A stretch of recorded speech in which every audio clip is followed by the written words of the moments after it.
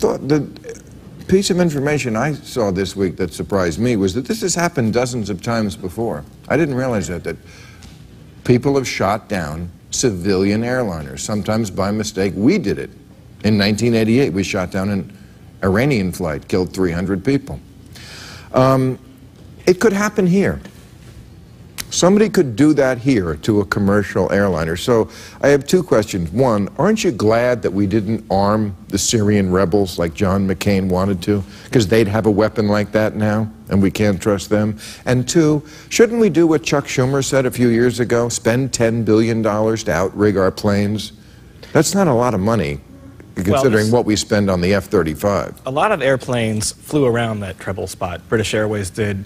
Air France did, I think. Lufthansa flew right through, so they were making a choice. But it was something like where if you're at 34,000 feet, you're in what was a no-fly zone until recently, but they were at 36,000 feet, so they thought it might be okay. But I don't think that you should take away this blame from Vladimir Putin. Obviously, he didn't plan.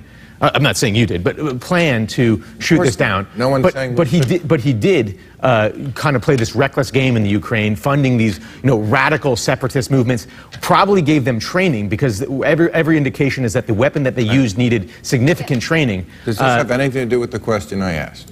Yeah. The question I asked is, this could happen here. Yes, shouldn't we spend $10 billion? We're spending $400 billion on the F-35, a plane we don't need because we're past the age where we get into dogfights with the Taliban, and it doesn't even fly. Well, we spend our money badly, is my point. Well, sometimes we spend our money badly, but we have spent a lot of money to harden airplanes so that they are less vulnerable. And yes, there is technology to repel surface-to-air missile attacks, and we have it on a lot of military aircraft. And should we spend more money on commercial aircraft?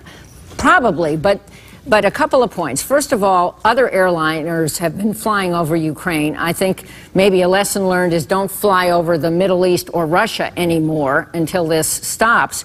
But Vladimir Putin has to pick a side.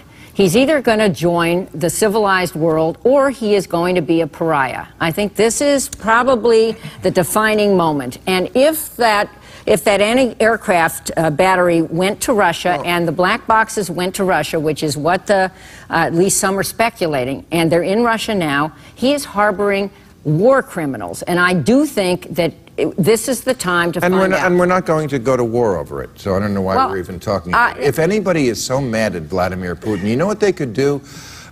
They could advocate for a gas tax. He gets all his leverage from selling gas and oil.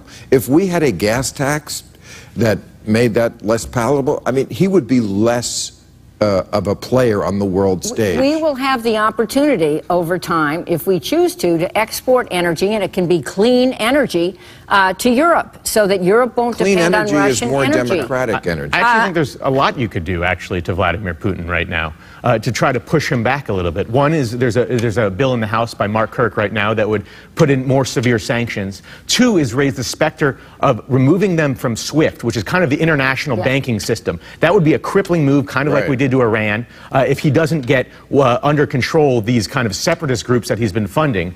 Three is I would kind of speak with more moral clarity than the president did today. I don't think that he kind of spoke with the type of moral clarity that Reagan did when in 1983 when that bombing. And four is that Reagan won the Cold War all by himself. Why are we even having this problem with Russia? Four, as I would increase the defense budget to show the world that we're not retreating from the world like a lot of the world thinks they are. Absolutely. I don't give Obama some credit. He imposed really tough sanctions 2 days ago on Russia, and Europe is going to follow. And this is a harbinger of sectoral sanctions. It's just pointless. What do you want Obama to do? All you want him to do. Those four things. That's what I want him to do. What would you actually do that he's not doing? Because he's made this point himself. I just listed those four things. Okay, but you would not go to war, right? Of course not. No one wants war. He's not going to war. Sanctions, he's doing that, right? What, he should just talk more like John Wayne? Is that it? No. Is that? No. No, I think that you have to have tougher sanctions, and you have